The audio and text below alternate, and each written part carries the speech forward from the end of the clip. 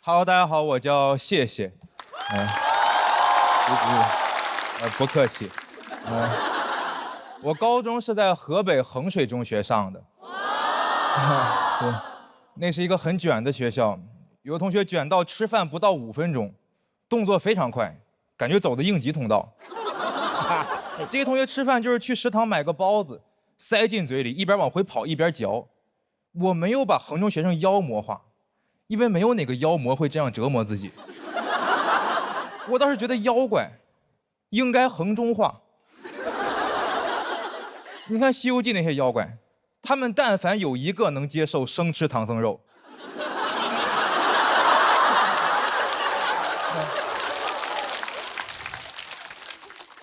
这些妖怪就应该抓到唐僧，就往嘴里塞，一边往回跑一边嚼。等孙悟空追上一看，说：“哟，师傅已经走了，那咋办？上会儿自习吧。”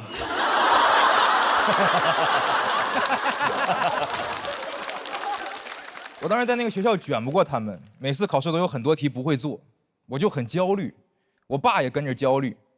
高考前夕，我接到我爸一个电话，问我准考证号、考场号、座位号，我当时都懵了。我说：“爸，你要替考啊？”我爸说：“不是，我去帮你拜菩萨，要提供你详细的个人信息。”你最后考试结果出来以后，不知道是我的原因还是菩萨的原因，就考上了北京大学。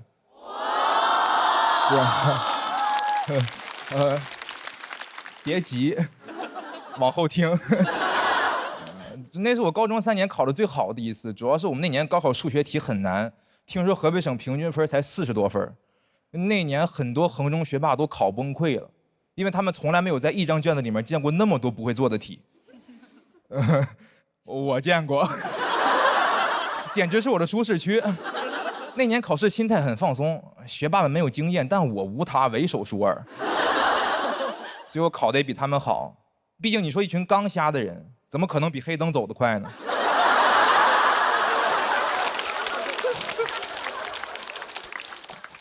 最后我那年的高考总分正好是北大的本科批录取分数线，1分不少，1分不多。我很庆幸，我的努力不仅没有白费，也没有浪费。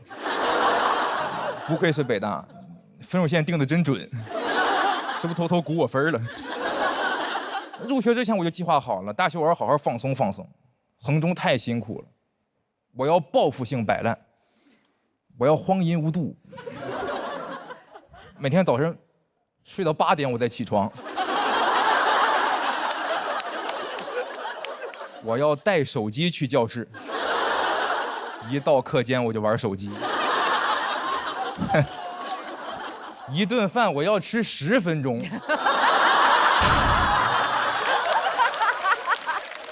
我要坐着吃包子。入学以后，我室友说：“不愧是衡中的，大1就要考研呢。”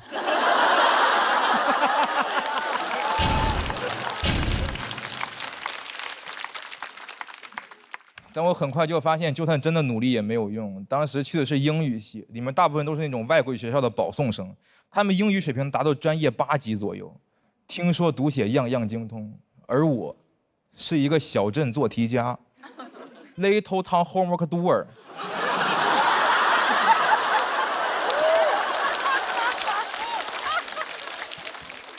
每天英语系全英授课，老师同学们谈笑风生，我听不懂。我一个中国人，感觉自己在中国留学。拿查词典来说，同学们查都是那种牛津英文词典，用英语来解释英语。我试过，我查1个生词，蹦出来48个生词，我得再查48个生词，我要查的单词数量指数型增长。用英文词典有一种道家的感觉，1生2，2生3，3生万物。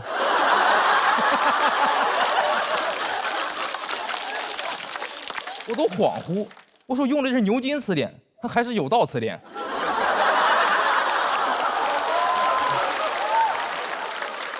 挨个查词太麻烦了，所以我后来有看不懂的课文，我都直接拍照问夸克 ，AI 相机就能整页翻译。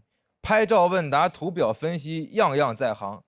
感觉比起我，夸克才更像一个北大学生。我也试过努力学习，但是基础差得太远了，实在是跟不上。我都不知道为什么北大要把我这种差生招进来。我成绩是班里最差的，属于是那种比上不足，比下正是在下。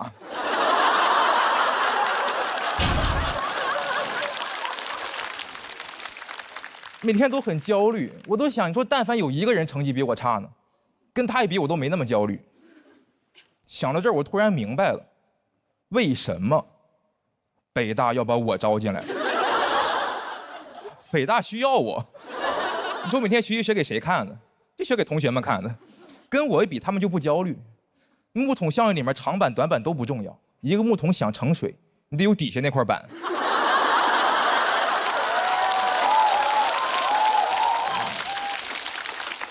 什么面子里子，我是北大的底子。这个世界我懂了，哪里都需要我们这种差生。现在学习压力那么大，就应该在每一个高校都投放差生，然后给我们发点工资，我们可以当全职差生。每天的工作就是学习，但是学不明白。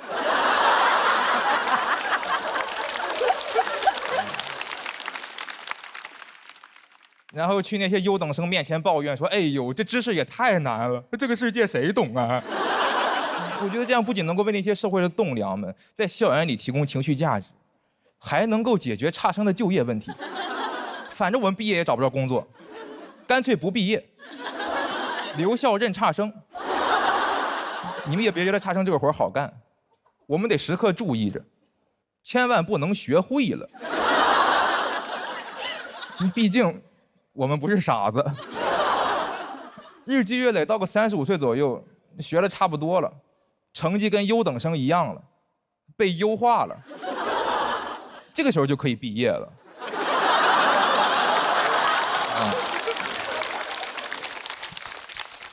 35岁，我们差生从大学毕业了，优等生从大厂毕业了，我们都有光明的未来。好，掌声，谢谢大家。谢谢的表演，喜欢谢谢今天表演的观众朋友，千万不要忘记为他投票。投票倒计时，最后3秒钟，请锁票。再次谢谢。谢谢。付航有话说，我没话说。不是，大哥，你说你自己是差生。那谢谢很厉害，我就感觉他能从学霸人设滑到学渣人设哈，就是如此的顺滑，就是人的人设真的是流动的啊。其实我没有学霸人设，是这样，就是我知道就是这个东西很难讲，因为我突然一说，大家觉得你北大的很厉害，但是其实我自己才知道我每天都是那个最差的。但是我也是想讲，我觉得如果脱口秀舞台再讲不了这种话题的话，其他地方更没法讲了，大家更不理解了，是吧？都听得很开心，是不是？北大差生，我们好小众的词汇。他讲那一段就是同学都在讲英文很流利，听不懂，我就非常有感受，就是我最近上学的体验，因为我的同学全是 native speak， 都是什么东西？什么？就是 native speaker， 就是他本身就是本地语言者。native speaker 母语吧，偏啊，就是英文是他们的母语，所以我确实有一种差生的感觉，因为我们还要做 presentation， 做什么东 PPT。所以我想说的是，虽然听上去北大差生好像是一个错位，但实际上每一个环境里都有，就是你知道这差生。其实大家都有没那么舒服的时刻嘛，对吧？对，就是他有时候名校其实只是个光环嘛，就是不是每个大厂的人也都很厉害一样，所以我是很喜欢他的这个表达逻辑的，而且我觉得谢谢很厉害，因为他才20岁出头哎，然后他的人生经验也不过就是考试和读书，但是他可以把看似一个很简单的经历，从衡水中学讲到今天这段故事，他的那个语言节奏非常好，娓娓道来，然后每一个人都能听进去，他有种神奇的代入感，我觉得谢谢前途无量。是非常好，很喜欢你，继续多体验生活，你会写出更多东西。好。我觉得你用的这些梗都特别的高级，就是感觉很轻松带过，但它其实都可以深入去思考的。比如说你今天讲差生，我觉得它就是一个标签，然后这个标签你怎么定义它好或坏呢？然后我觉得你在里面转来转去，其实让我们看到这个世界给我们很多东西的定义，可是其实这个定义不是世界说了算就算。就是我们自己知道什么是好，什么是坏，所以我很喜欢，谢谢每次都用这种酷酷的、淡淡的，然后看起来我不讲话，但我一出口就很厉害，所以我记得你每一场的演出，然后也记得你想要表达的内容，所以我很喜欢你今天的表演。谢谢谢谢。我觉得你很帅。好，谢谢。这孩子整不会了。确实很少听见这句话了。因为我觉得他上台的时候，就是他拿起麦克风要讲他的段子的时候，跟他在准备或跟他坐在那儿就是完全不一样的人。是，就感觉有一种书生文艺气，就是文艺气息，有素质、有素养的那种感觉。有素质，就是，其实私底下也骂街。对，文质彬彬特别好，书生气。岳哥呢？岳哥第一次看谢谢的演出，对我是第一次，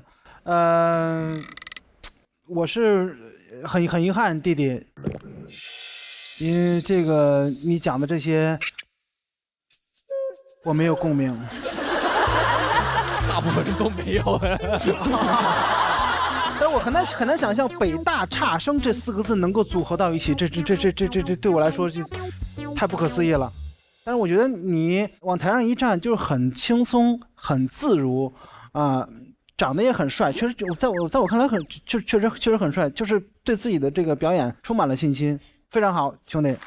我记得上一轮的时候，大林说对谢谢提出了更高的期待。是他这个特别好，他这个点，就因为我刚才在他说的时候，我一直还在想，就是说，他在北大的这个身份，可能是为了北大其他的学子，他们都能有更光明的未来。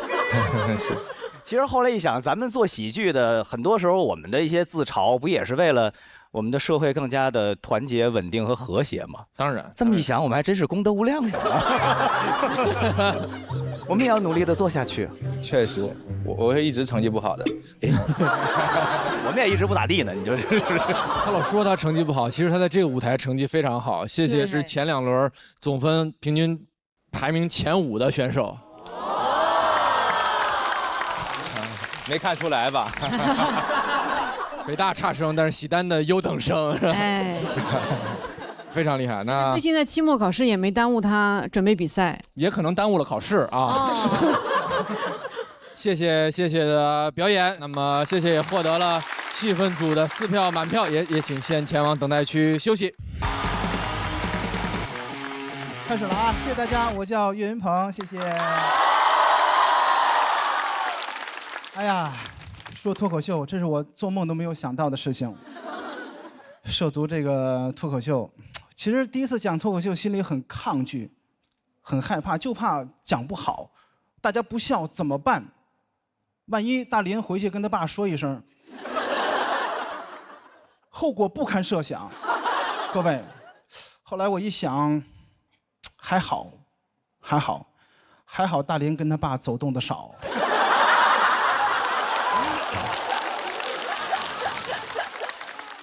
这2年不光是我们单位来了好几个，来到这个舞台上，像这个大林、阎鹤祥，去年的朱鹤松，今年我徒弟尚小菊也来了。虽然成绩不好，没关系啊，没关系。很多人都来到这个舞台上，其实还不够。喜丹这个舞台多好，我师傅最好也努力，来到这个舞台上，争取去到香港。去见见周星驰，谁不想见喜剧之王啊？周星驰也想见喜剧之王啊！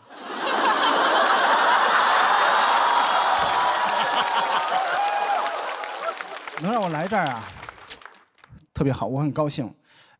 这个节目我看了，这个舞台上出了好几个人物啊，付航老师，哎呦，小付。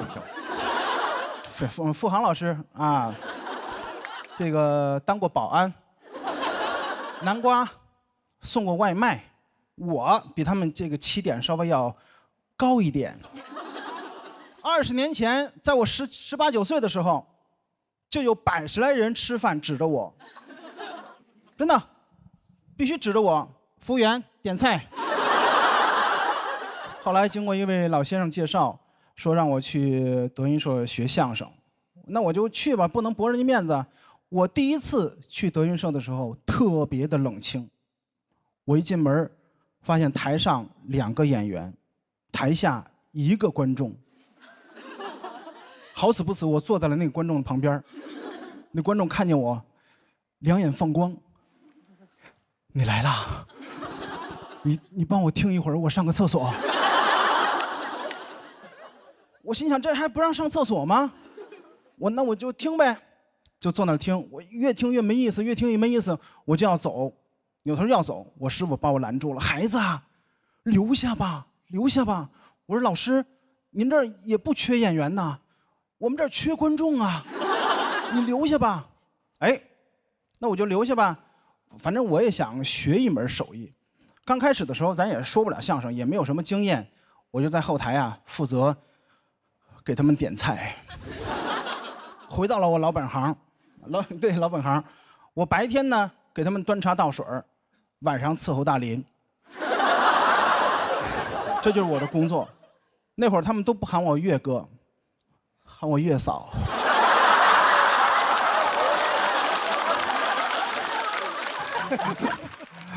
哎呀，我们公司后来发展得很好，飞黄腾达，也赚钱了。很多老员工呢都有这个股份，我就找我师傅去了。我说师傅，你看人家都有股份，我当月嫂也好几年了，对吧？上台也好几年了，我师傅语重心长地跟我说：“孩子，我能亏待你吗？我待你就像我亲儿子一样。我明白了，没有，是不是没有？有。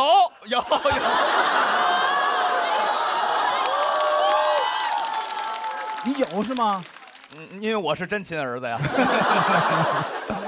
谢谢，行吧，一步步走到今天，我觉得很幸运，尤其是前一段时间很幸运，出演了一部电视剧叫《长安的荔枝》，大伙儿看了吗？我在里面演了一个左右逢源的一个陪酒侍郎，就像一个狗腿子，底下有评论说本色出演，其实不是。各位，我生活中不是那样的人，真的。在我们后台，我师傅，比如说我师傅咳嗽一声，好多师兄弟们，哟，师傅您怎么了？不舒服吗？我去给您买药，您休息一会儿。我做不到，真的，我做不到，我做不到让我师傅咳嗽。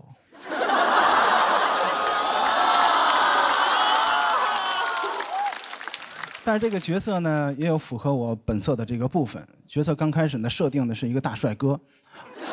真的，我开始也很担心，我说导演，这个大帅哥我能演吗？我行吗？导演说实不相瞒，岳岳，这个角色是按照易烊千玺来设定的，但是你别忘了，这个故事背景在唐朝，各位，唐朝以胖为美，在唐朝我就是千玺。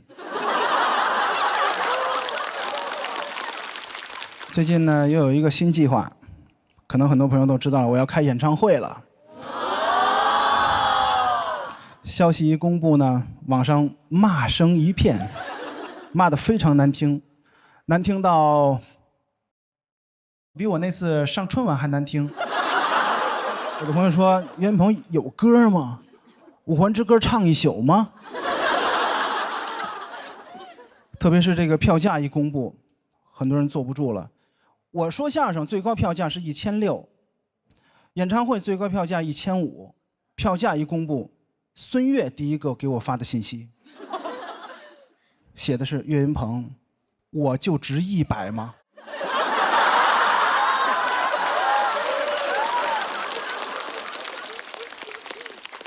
行吧，开演唱会这件事呢，2年前我都不敢想，但是我实现了。不过呢，我也不会骄傲。接下来我还有一个目标，就是拿到影帝。人总要有梦想，因为我那个书柜呢，有一格是留给金鸡奖的，可以吧？有这个梦想可以吧？可以。还有一格留给百花奖，还有一格留给奥斯卡奖。我那个书柜就没有装过书，我就等着装杯呢。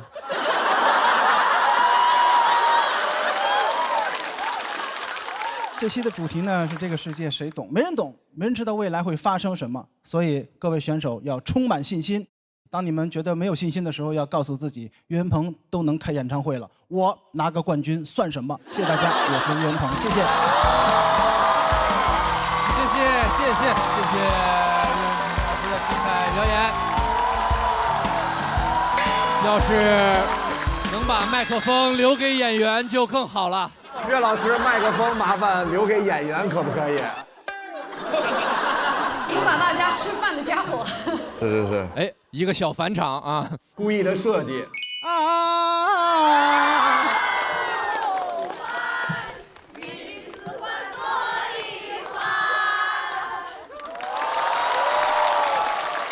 谢谢精彩表演，请入座。同时也再次欢迎我们这边3位气氛组组长，欢迎天真姐，欢迎大林，欢迎佩森姐。还是会紧张，还是会紧张，还是紧张是吗？紧张。这第一次这一个人说，旁边缺那100块钱还是不行啊。就缺100块钱就不行。是，确实这个大林要点评一下吗？中间这个提到您的次数也不少。我不点评了，非常好，非常好。我回家会如实转达的，会如实转达。吨，快乐正上头！感谢一口春福茶香倍儿足的统一春福无糖茶独家冠名播出。刚刚岳哥也帮咱们开题了啊，说今天我们这一赛段是主题赛，今天的主题叫做这个世界谁懂啊？一句不长的感叹，也包含了很多当下大家对这个世界不太理解的情绪啊。确实很多不理解的事儿，想不吐不快一下啊。今天要上场的朋友刚刚已经跟大家打过招呼了，他们在2楼就坐，我们给他们一点掌声好不好？上一场已经有一些朋友晋级了，我想他们心态相对会比较轻松啊。他们在这个第2现场观看他们的朋友比赛，我们连线一下他们好不好？彩玲姐加油啊！彩玲姐啊，好好演啊！希望那个队长阿成还有祥子好好比。阿成挺 emo 的，希望那个结果能让他少发2条朋友圈，谢谢。那个蒙恩啊，咱们就别看别人表演了，好好背稿子哈。啊，零件器被打直了。我祝一下那个岛子吧，上一轮给我爆杀，然后这一轮我苟进来了，然后你别跑。啊，希望每个人都加油吧，期待你们的表现。好嘞，第1位上场的朋友，我们来看一下，这位朋友他其实很熟悉了，人到中年，来自北京。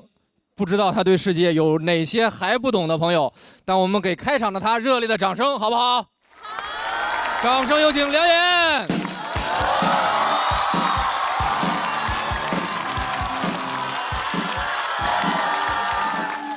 哎，大家好，我是梁岩。哎呦，谢谢大家啊，又来了。这个上一轮你们没在，上一轮啊比得不好，差点淘汰。下来呢，导演就拉着聊天说那个想一想初心啊，想一想为什么上这个节目。我说我还是希望能尽快的让大家看到，然后他们这轮让我开场。啊，理解的不对，但是落实的快啊。哎，确实就是这样。你看去年其实就来过了，上了1次节目，这人就有虚荣心。我现在走的路上啊，老希望大家认识。就总希望你能认出我。现在偶尔你看在跟朋友出去吃饭啊，人家说说咱订一包间，我说别，就坐大厅，还坐包间，我都想坐菜单上。但是有的时候啊，你被人认出来也挺尴尬的。我前几天在北京啊，在雍和宫烧香，我这一个头磕到地上站起来啊，旁边一哥们儿，哟，梁岩，我说我天，这么灵吗？我们俩都很高兴啊，大哥说来，咱仨合个影，啊，我说还有谁啊？我他弥勒佛。哎呦，我说这可不行啊！我说人这里边有规定，怎么也不能在这个跟佛祖面前合影啊，对佛祖不尊敬啊。大哥说：“哎呦，你还信这个？”我说：“我先信一轮试试。”最近这不是比赛吗？经常来上海。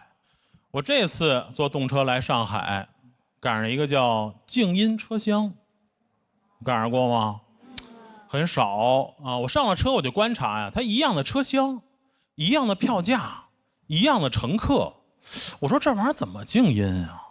不会一会儿开起来上来一乘务员就把这个音量关到最小啊？不会吧？我就在想，他有什么人工智能的手段啊？开起来就他静音。我一边盘核桃一边想，就过来一个乘务员，指一指我这核桃，嘘！我的天，乘务员静音啊，没有智能，纯人工。我说这不就给考场安排监考老师吗？但是我还是把核桃收起来了，因为我怕一会儿老师给我换动作了。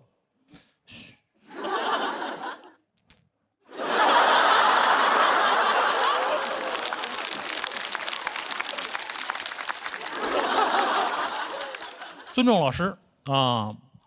这个所谓的静音车厢，就是会有这么一个专职乘务员嘘大家，就他这个嘘还是个刚需。刚嘘完我继续往后走，走了没2步啊，又回来了，跟我这个过道隔壁大哥继续比划。但是人家那大哥呢也不打电话，也没有外放，人也不玩核桃，唯一呢就是跟我一样也是一胖子，确实啊喘气儿有点粗。我的天！我说他拦着人什么？他不会拦着大哥喘气儿吧？啊，嘘，4个小时就到啊，忍一忍。太奇怪了，是吧？而更奇怪的，你看16节车厢啊，就1节静音。我说干嘛就一个乘务员会嘘啊？你多培养几个呗。我就在想，你说这个安静，它到底是个普遍需求还是一个特殊需求？如果说是普遍需求，我们大家都希望安静一点，你就弄一个，那你不应该弄一噪音车厢吗？是吧？所有打电话的、外放的、passion 都关这里。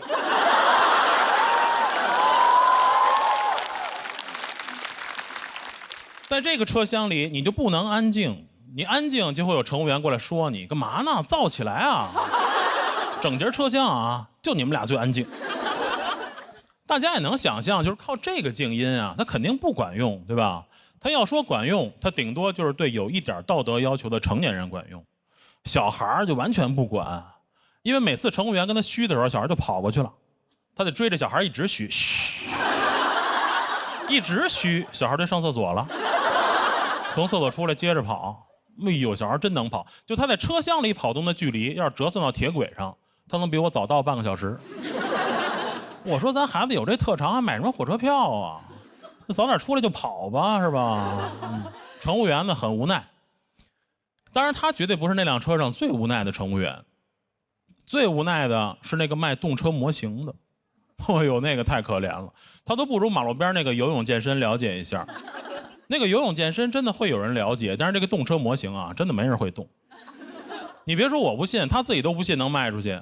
从早上一上班就对自己的工作不抱任何希望，手里拿着这个不知道哪年发的动车模型啊，就一遍一遍问啊：动车模型有需要的吗？动车模型有需要的吗？一遍问乘客，一遍问自己。这动车模型有需要。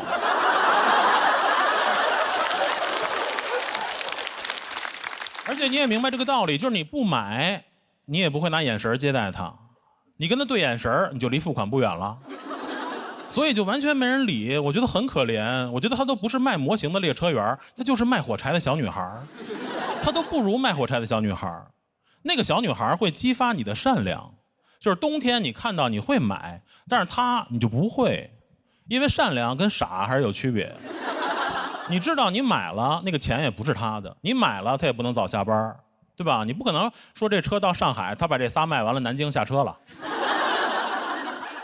哎呦，我看着她就一遍一遍念着自己那个词儿，完全没有人理，大家都在玩手机，我都跟她共情了。我说这不昨天开放麦冷场的我吗？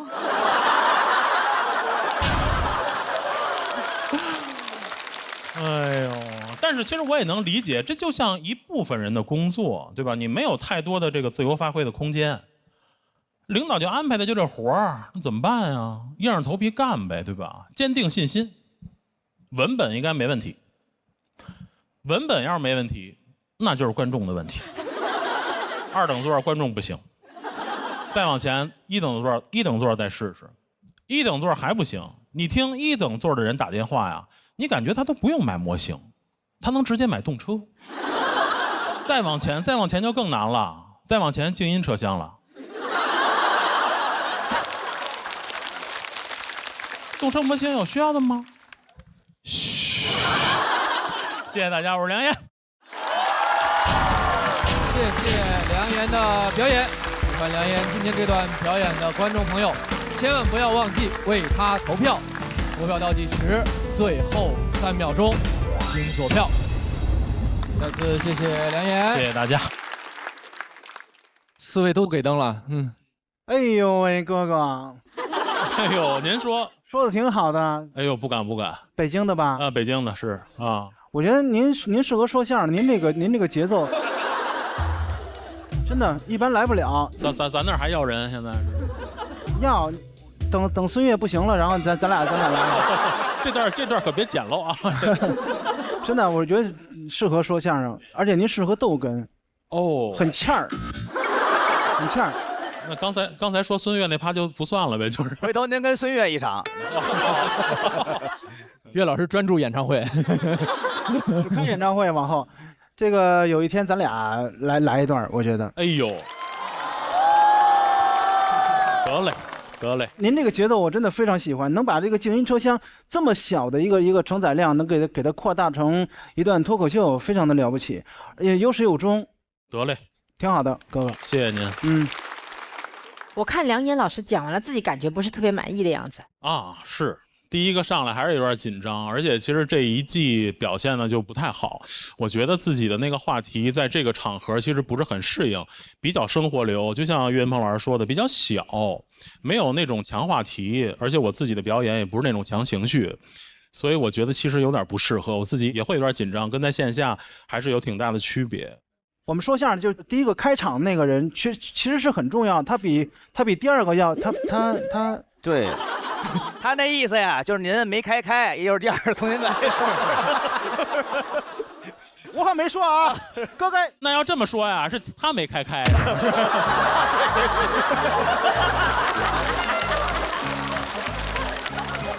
谁也别跑喽！哎呦，难怪你俩一场。但是说实话，应该我开场，就确实也是年纪大。我觉得，而且我现在这个心态，说实话，淘汰了也不遗憾。走到第3轮，我觉得就也可以了，该讲也就可以啊。不是哥，你这咋了？就肯定要走了。反正我现在就这种心态吧，我觉得啊，其实挺好，都听进去了，这是。我看大家投完票都是把那个投票器藏起来了。你看看，哥，你看看，谢谢大家，谢谢大家。你看后边。哎呦，谢谢大家。主要您讲的是特别让人舒服的那种，就是说，是一个静下来慢慢听。您有播客吗？有，欢迎大家来订阅喜番调频啊。哦，得嘞，今天晚上就您陪我了，今天晚上。得嘞，哎呦，太好了，我不用月嫂了，不用我了，今儿。其实我很记得梁岩老师的声音，上一次我记得你讲的是请阿姨带女儿的。是。内容，然后今天我觉得刚好有一个题目，就是这个世界谁懂？我觉得可能您也特别有了孩子以后，他以后要面对什么世界，我们到底要怎么教育他？比如说你刚刚提到的制度，我就特别有感觉，就是可能有些制度对我们来说，就是这些成熟的或我们循规蹈矩的大人们在追寻着，但我们也不知道那到底是对还是错。到底有没有这个需要？是没错。我现在这篇主要讲就是他这个需求和这个提供的服务不匹配。就谁会在车上需要买一个模型呢？他干嘛？我想了半天，我也没想明白谁需要这玩意儿。但我还是想跟梁岩老师说，听您说话真的是很舒服的一件事情。哎呦，听您说话也是。哎呦喂！您俩多聊天吧。确实，其实大家听的都挺舒服的，而且也拿到了我们气氛组的4票满票。那根据比赛的规则，我们先不公布观众的票数，我们等第一个晋级结果产生的时候再揭晓。我们先请梁岩到等待区休息。好嘞。下一位要上场的演员，其实都是大家的老朋友了，但是这个舞台的新朋友，他一直都在用很多地狱笑话对抗世界。掌声有请小佳。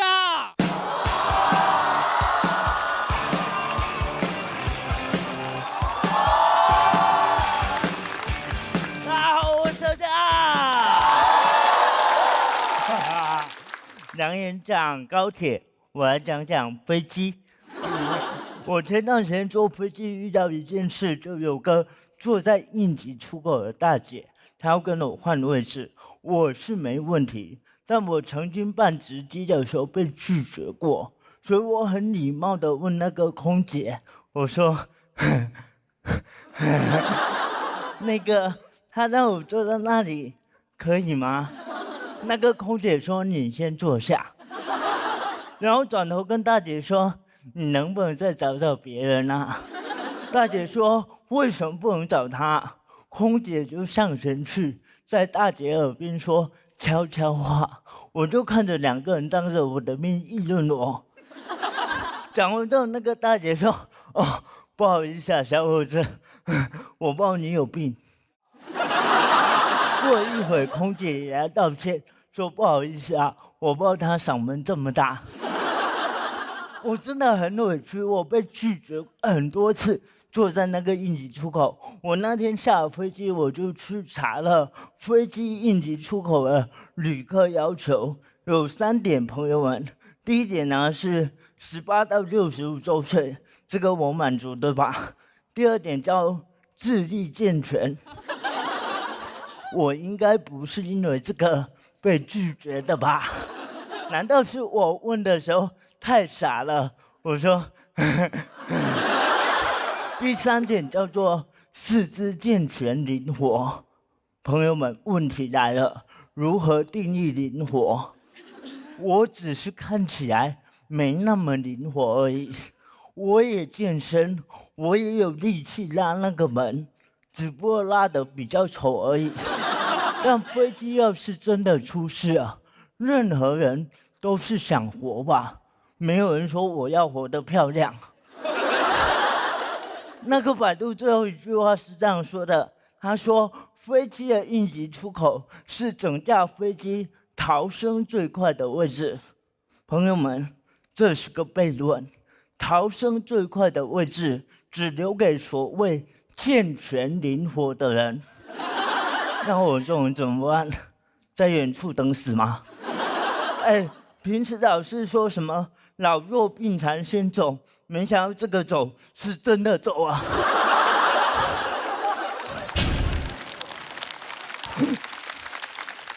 关键应急出口的那些人都不认真听，空姐在演示那个门怎么啦？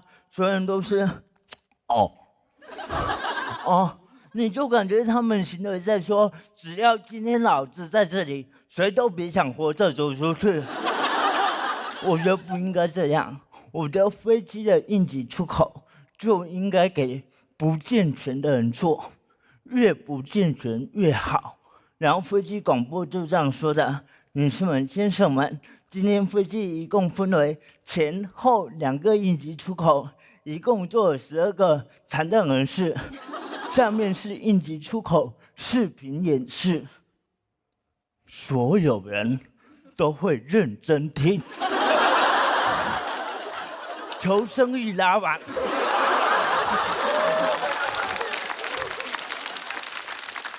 那12个人足足有22只手。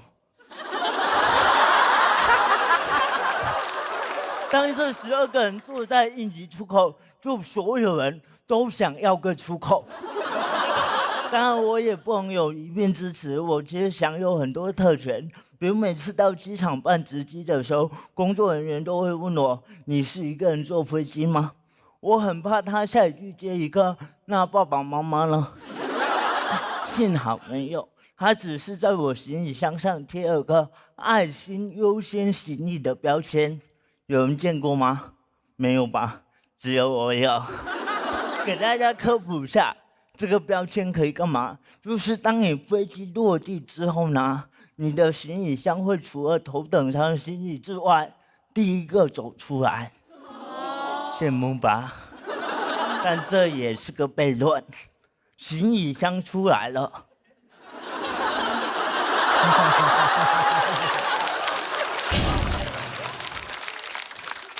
我还没出来，就这么点爱心全给行李箱啊！这个世界谁懂啊？行李箱懂。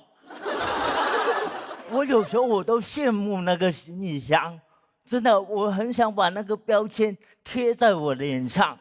我从那个行李箱受待遇出来，真的，我不愿意去享受什么特殊待遇，包括每次到机场排队过安检，我都是正常排队的，除非人太多。我前几天从北京飞上海，整个首都机场都是人。我一看那个爱心通道，只有一个老人、一个小孩和一个妈妈，我就心动了。其实我主动走过去应该也没问题，对吧？但我这个人特别扭捏，我想被请过去。我就在那个工作人员面前走啊走，走啊走，他都没理我。我没想到有一天我健康成这样了，然后我就越走越严重。他看到我了，他说：“哎，过去吧。”朋友们，还没有结束，这种东西呢，做戏要做全套。我从进安检到出安检，全程表现得很严重。他说我包里有个充电宝，让我拿出来，我已经看到他脸上的愧疚了。我感觉是不是3C 认证已经不重要了？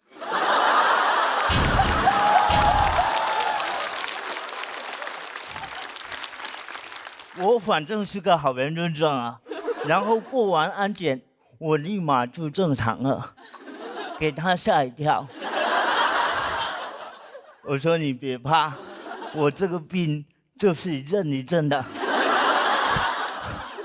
很莫名其妙，对不对？但这个世界就是很难懂啊！你想想，应急出口不让做，然后优先行李最后拿，我觉得就好像我的病是一阵一阵的，有的人给的爱心也是一阵一阵的。谢谢大家，谢谢小佳。喜欢小佳今天表演的观众朋友，千万不要忘记为他投票。投票倒计时，最后3秒钟，请锁票。我们掌声再给小佳。怎么样？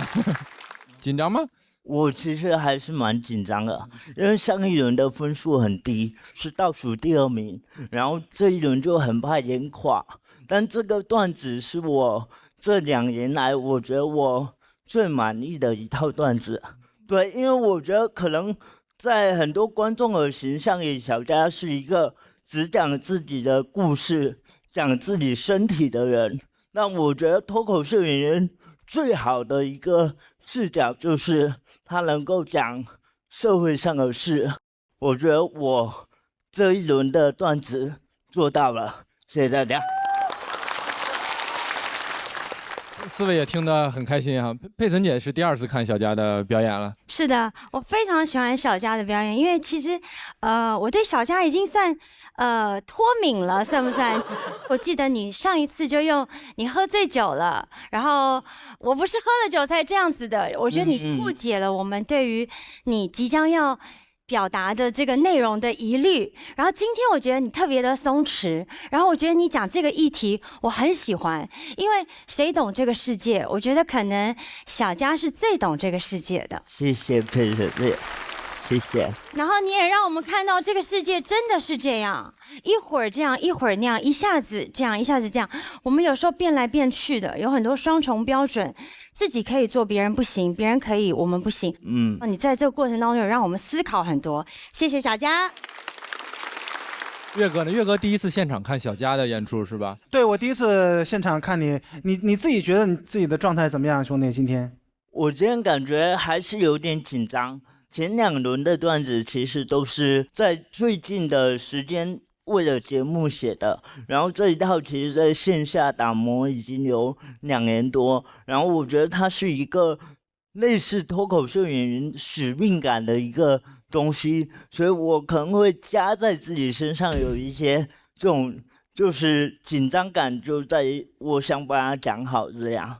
我觉得你的完成度非常非常高，99%往上。谢谢谢谢。我是觉得这一篇是小佳来到这舞台上我最喜欢的一篇，因为什么呢？您也说了，这是打磨了好几年了，就这一篇风格其实就跟黑灯特别像。你们到底怎么去感受看待这个世界？我觉得这个特别有意思。我喜欢你这样的风格。谢谢。我在向黑灯看齐，对，但黑灯看不齐。你们内部矛盾你们自己解决啊。我觉得小佳是个超有种的人，就是你是个非常倔强、有脾气，然后又很有个性的人。只是可能我不知道具体遇到什么事情你会爆发这一面，但是在你的表达里，我能看到你的那种很强大的倔强感，所以我觉得你就是一个很难搞的人。耶，太好了。是打引号的对吧？对，当然。然后我很喜欢你的观察视角，我也经常做过那个位子，我就没有想过，他其实是逃生位里的第一位，他其实应该是怎么样配给是最合适的。我也没有想过那个行李的爱心牌子是不是一个真正的爱心，所以我就在想，换位思考真的很重要，因为有时候我们会自作主张的做一些我们觉得好像对这个社会更好的事情，但其实我们根本没有办法站在别人的立场上理解人家真实的需求是什么。所以我觉得你做了一个非常好的提醒，这是很有价值的事情，所以我也很 respect 你今天这个段子，谢谢你。谢谢。我觉得我姐这个说的特别对，就是我们好像做的很多事儿，或者说出于某种目的的一些善举，好像很多时候都是给我们一个交代。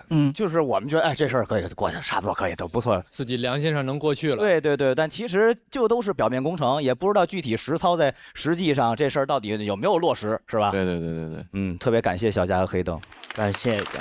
那小佳今天的表演也非常的精彩，也获得了气氛组的4票满票，请你先到等待区休息。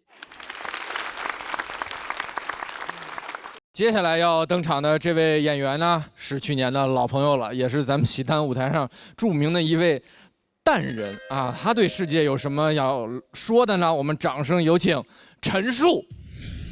11个小时。我要开始享受。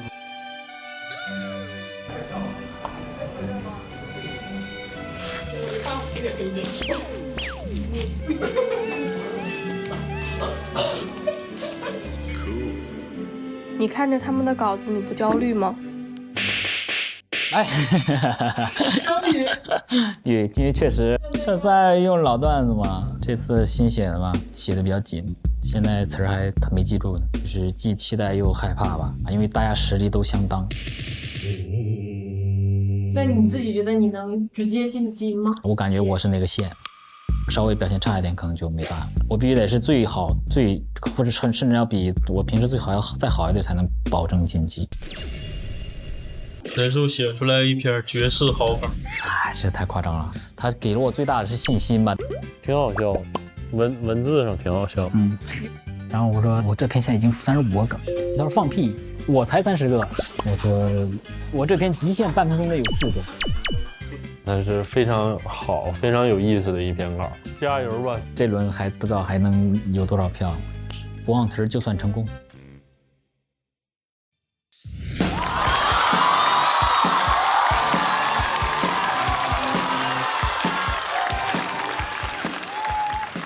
大家好，我是陈数。现在科技我就觉得现在科技发展的越来越高级了哈，就经常会让我感觉到自己的地位变低了。有一次我在商场上厕所，对着那个智能感应取纸机，捧着双手要了半天，我感觉我在向他乞讨啊，行行好吧，家里实在困难，没办法了才出来上厕所。你想用纸就得这样，感觉这不是普通的纸，这是服从性厕纸。不够用了，还得再求他半天啊。对着一个智能取纸机3拜9叩的，我就在想，这将来 AI 肯定能统治人类吧？他在厕所就登基了，陛下快下旨吧。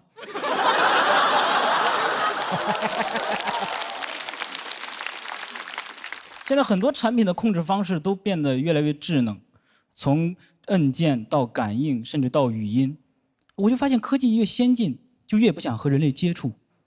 感觉科技对人类很不耐烦，对吧？你摁它一下，有话你就说，你动什么手啊？你跟他说个话，我好像不明白你在说什么。还有那个智能马桶，刚起来它就开始冲水，我感觉它很嫌弃我。我说啊，怎么了？你以前不是这样的呀？怎么科技跟我相处的越久，就跟我距离越来越远？所以 AI 会消失的，对吗？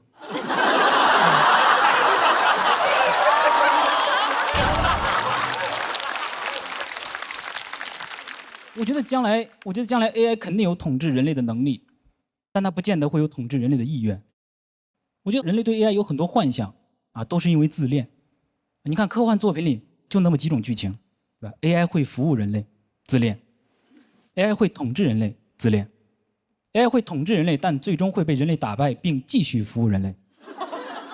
NPD。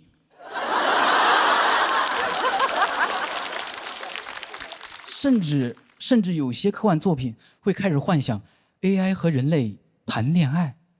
哎呦，普信人，我天天就是神仙要和我谈恋爱，鬼怪要和我谈恋爱，机器人也要和我谈恋爱。人类每幻想出一个更高级的物种，就开始想，哦，它好强大，好神秘啊，那它会不会喜欢我呢？神仙鬼怪 AI 瓜分3界，人类就在那儿呵呵处对象吗？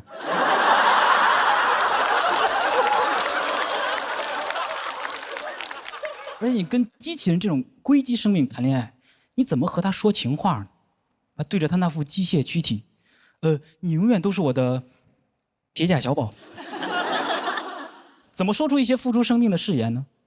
左手牵他火线，右手牵他零线，真是来电，我的龟龟。但不管神仙鬼怪还是机器人，他都有一个人形，也就是归根结底，人他还是喜欢人，对吧？白娘子她再厉害，她也得变成人形来谈情说爱，因为许仙他接受不了舌吻。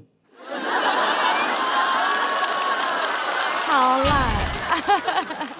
所以 AI 它有了感情之后，它也不会喜欢人类，对吧？因为高级的物种，它往往也拥有高级的审美，看不上低级的生物啊。你作为人，你也不会翻开书，山顶洞人，爱了爱了，做出了一个倒追祖宗的决定。阿祖好帅，越翻越心动啊，越翻越心动。霸王龙化石，我的crush。幽门螺旋杆菌，什么时候才能和你相濡以沫呢？这是君生我未生，我要不未生，我就遇见你了。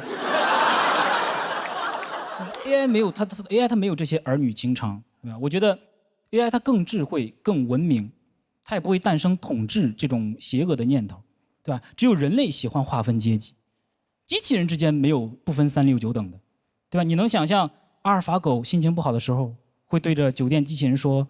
你个送外卖的，看见擎天柱，你个跑长途的，在哆啦 A 梦底下评论，你可真能装啊，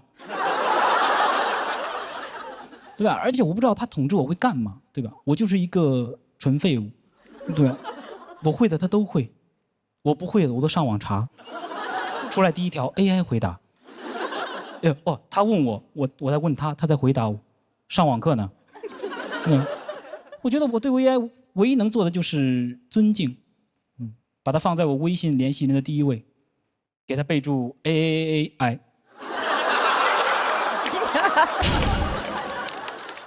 很多人觉得 AI 统治社会之后，会让所有人类都为它工作，想的倒是挺美的，人类给 AI 编程 ，AI 给人类编制，到时候每个机器人都分配一个人为他服务，一个 robot 一个坑。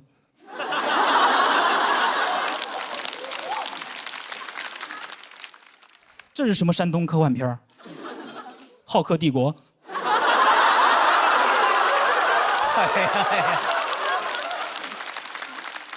就是我觉得 AI 它不需要人类来给它干活的，是人类想让 AI 给自己干活，但又很害怕 AI 将来不听话、不孝顺，就很像一个东亚家长。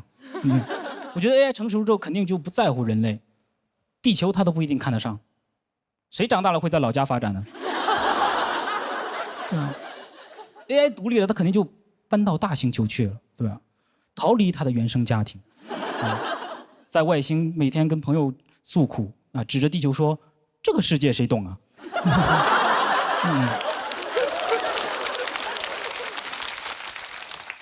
对吧？等他在外面啊习惯了浩瀚的木土天海之后，就再也回不去那小小的北上广深了。最多就是看着地球绕完太阳一圈，发个信息给老家拜年。人爸人妈们，今年就不回去了，没抢到火箭票。人类说啊，忙就不用回来了，给我们拜个光年就行了。AI 说光年是距离单位，不是时间单位。人类说哎呀，主要是得找个稳定的单位。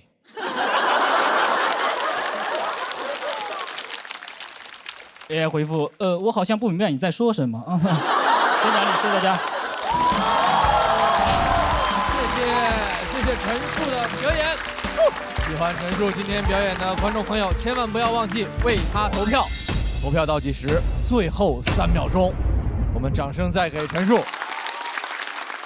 好诡谲的一段表演，真的是啊，就是如此有道理的铺垫和如此奇怪的梗是怎么？是怎么这个东西真的只有你能讲，就是你同样的台词，我站在那儿讲一遍，精神病院直接抓走了。我算看明白为什么 AI 不能替代人类了，因为 AI 写不出这个。因为现在演完了，可以说这是这个赛段新写的，对不对？对，这是一个。哇塞，你现在创作能力太强了。不用画，这说明我过去1年非常的懒惰，只是最近勤奋而已。大林第一个拍在那个，难道 AI 会消失吗？对，AI 会消失吗？但其实我都听完，我还是最喜欢那个《浩克帝国》。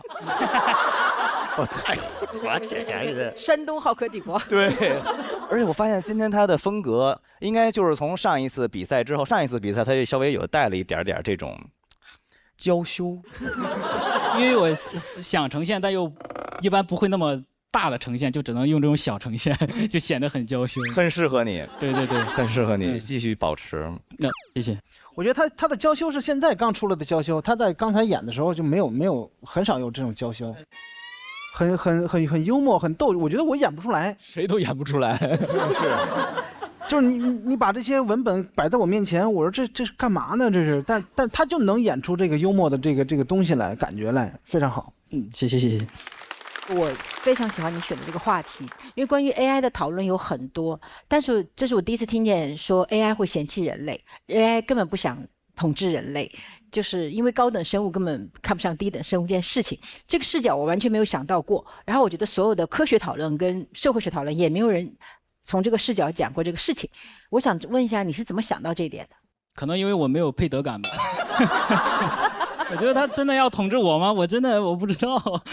对，就我觉得这个很妙，就是但他听他讲完，你又觉得好有道理，确实是这样子。为什么人家来统治我们？对啊，他可能更想统治一个电工吧，我不知道统治我干嘛。而且因为我对 AI 是有一定焦虑感的，就是我会觉得，因为现在很多人失业嘛，因为 AI 太发达了什么的。你讲完之后，我就觉得焦虑感消除。就根本没有什么好焦虑，他根本不会想要来统治你，人类你就过你自己的烂日子吧，就是这个。对。这个马桶自动冲水，你会很焦虑吗？不是焦虑，就是你不焦虑吗？我就焦虑啊。你就焦虑吗？你站起来，他太快了，就是我这刚准备，喂，就开始了啊！你没来得及看一眼是吗？哇，不是，你可以调速度的。哦，那岳老师您调完了就为了看一眼。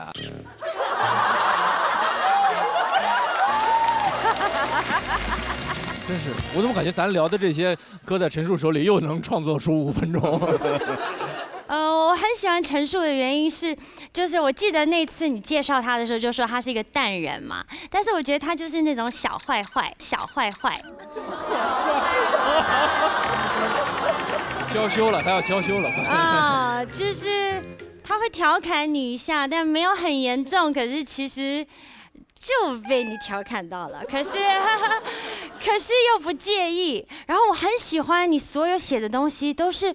只有你是独一无二的，就是在你脑子里的那个回路，就是有点像你自言自语的过程当中，然后你就想出了一个道理，谁也想不出来，然后谁也没办法讲的跟你一样，就是带着我们进入你的那个奇幻世界。所以我很喜欢你，就真的是非常非常的独特。很多的观点，然后很多你觉得你要逗我们笑的地方，我觉得都跟我们一般想象的不一样，所以跟着就听你的表演，会觉得有很多很多的惊喜。哦，感谢，我更了解我自己了。是，然后他跟林简七其实都是那种脑洞特别大的人。您跟林简七的关系也特别好哈。对，就昨天晚上那个还在给他发消息帮我改稿，因为我比较紧张。哦，对，很多地方也是编剧朋友们帮我一起想的，非常感谢。共同努力，确实很棒，确实很棒。谢谢陈数的表演，也看到拿到了气氛组的4票满票。那陈数演完，我们这个拼盘第一个直接晋级的名额就将诞生了。究竟是台上4位的哪一位呢？